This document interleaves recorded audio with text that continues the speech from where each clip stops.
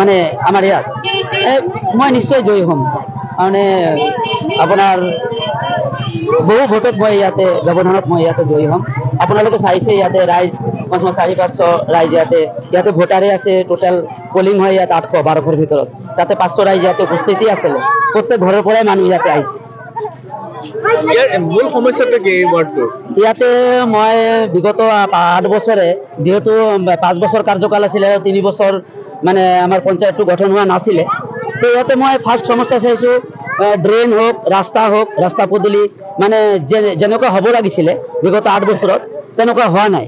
তেনেকৈ আমি মানে ৰাইজে মানে মানে এনেকুৱা কাম দেখি পোৱা নাই। মোক সকলোৱে মোক কয় যে 5 বছৰত একো কাম হোৱাই নাই। হৈছে কিবা কিবি, কিন্তু যেটো হ'ব লাগিছিলে এইটো হোৱা নাই আমাৰ এই ৱাৰ্ডত। আপুনি আশাবাদী আপুনি এইখিনি কৰিব পাৰিব? মই আশাবাদী। মই 5 বছৰত সম্পূৰ্ণৰূপে চেষ্টা কৰিম, যেহেতু ৰাইজে মোক ইমান সমৰ্থন দিছে, সহায় সহযোগ সমৰ্থন মোক দিছে।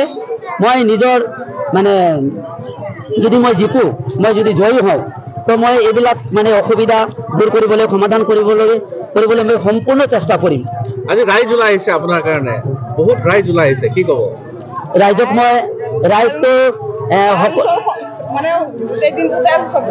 সকলো ৰাইজ মোৰ লগতে আছে আৰু পূৰ্ণ সমৰ্থন মোক দিছে।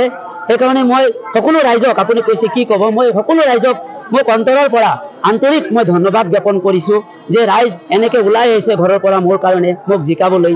মই এই আশা